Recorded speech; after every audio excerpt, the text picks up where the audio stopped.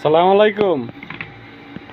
আসলে একটা জিনিস বলতে কি, বাংলাদেশের মানুষ যারা আছেন, আপুরা, মারা, বোনেরা, ভাইয়েরা যারা দেশে আছেন, প্রবাসে আসেন নাই।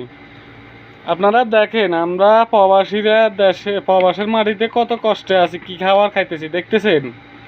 আপনারা আসলে মনে করেন যে বিদেশ যাইলে টাকা, বিদেশ যাইলে টাকা, না রে ভাই, এত সহজ না। যত সহজ মনে করেন তত সহজ নেই। যে দেখেন আমাদের খানা দেখছেন, দেখছেন আমাদের খানা, এই যে দেখছেন ডাল ছাড়া আর কিছু নাই। এই যে মরিচ দেখছেন, আর এই যে দুইটা ডিমের প্রাইস বেশি করে দিই আমরা, এখন বাজি করে লেছি, তিনজনে মিলি খাইতেছি। নাই টাকা নাই, পয়সা নাই, কি করুম। এই যে এত কষ্টের টাকা আমরা বাংলাদেশে পাঠাই আপনাদের কাছে।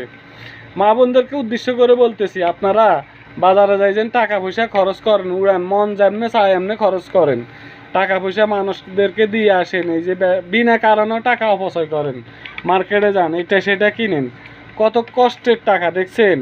যত প্রবাসী আছে কেউ কিন্তু স্বীকার করে না। আমরা আপনাদের কাছে সব সত্যটা তুলে ধরতেছি। অনেকে হয়তো আমাদেরকে গালাগালি করবে বা অনেক ধরনের মন্তব্য করতে পারে, আমরা কেন এগুলা করতেছি। আমরা আসলে সত্য কথাটা মানে সত্য ঘটনাটা সবার কাছে তুলে ধরতেছি, বুঝছেন। যে আপনারা বিশ্বাস করেন না, বিদেশ আসলে টাকা, বিদেশ আসলে টাকা, বাবুরে ডলার আর ডলার, রিয়েল আর রিয়েল, টাকার কোনো শেষ নাই, বুঝছেন। আপনাদেরকে ওই যারা ভালো লোকের মাধ্যমে যারা ভালো লোকের মাধ্যমে আইয়ে ভালো ভিসা পায়, ভালো কোম্পানিতে পড়ে, তারা মাসে 1 লক্ষ টাকা, 80,000 টাকা, 70,000 টাকা ইনকাম করতে পারে।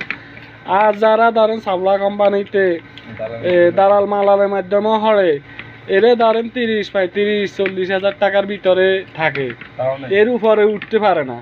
এমনও লোক আছে দালালের মাধ্যমে আয় হচ্ছে, দেখা গেছে 15,000 টাকা বেতনও সারি করি দেশে আর টাকা পাঠাতে পারে না। তো এই দেশে একটা লোক নিম্ন স্তরে চলতে গেলে 15,000 টাকা তার খরচ আছে, কারণ নিচে নেন 15,000 টাকা বাংলা, মানে এই দেশে 500 টাকা, বাংলা 15 থেকে 16,000 টাকা খরচ আছে। তো এই টাকা যদি রিউজি করে, ওই লোকটা দেশে যাইব কিভাবে, দেশের মানুষের কাছে কি ফাটাইব। 5 লক্ষ 6 লক্ষ টাকা খরচ করে আসছে, এই টাকা কবে উঠাইব? আপনারাই বলেন, আপনারাই জানান, আপনারাই সিদ্ধান্ত নেন। এখন কি সৌদির মাটিতে আসবেন না ইউরোপ কান্ট্রিতে যাবেন, আপনারাই সিদ্ধান্ত করেন। আর মা বোনদেরকে বলতেছি, আপনারা একটু সতর্ক হন, বিনা অপচয় টাকা পয়সা নষ্ট করবেন না। আমি কত কষ্ট করি টাকা পয়সা ইনকাম করে পাঠাইতেছি, আপনারা একটু হিসাব নিকাশ করে খরচ করেন।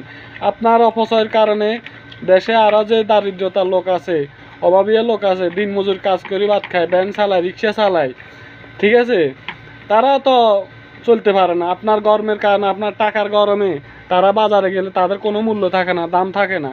আপনি একসাথে পাইলে পারেন না পুরো বাজারটায় বাড়িতে নিয়ে যেতেন, কিন্তু তারা দেখা গেছে দিন শেষে কর্ম করি 1 কেজি বা চাল, 1 কেজি ডাল, 1 কেজি আলু বা 1 কেজি সবজি কেনার পয়সা জোগাড় করে, তারা কিন্তু 1 কেজি কিনতে পায় না। আপনি সবগুলা নিয়ে বাড়িতে চলে যান, বুঝছেন। তা আপনাদেরকে সত্য করে বলতেছি, সত্য ঘটনাটা দেখাইতেছি, আপনারা বিশ্বাস করলেও করতে পারেন, আর যদি না করেন তাও সেটাও আপনাদের ব্যক্তিগত ব্যাপার, বুঝছেন। তা আপনাদেরকে আর কি বলবো, আমি আসলে সত্য কথা বলি, সত্যভাবে ভিডিও বানাই, তো এই কারণে কেউ আমাকে সাপোর্ট করে না, যেটা বাস্তব কথা ওইটাই। আমার এখানে আমি ইসলামীভাবে ভিডিওগুলো দিই বা সত্য ঘটনা নিয়ে তো কথা বলি, সত্য ঘটনা নিয়ে আমি ভিডিওগুলো দিই, তো এই কারণে কেউ আমাকে সাপোর্ট করে না বা ইয়ে করে না, কমেন্ট করে না, শেয়ার করে না। আসলে যেটা বাস্তব ওইটাই, বুঝছেন। এ দুনিয়াতে যারা সত্য কথা বলে তাদের পক্ষে কেউ থাকে না। রাখি, আল্লাহ হাফেজ।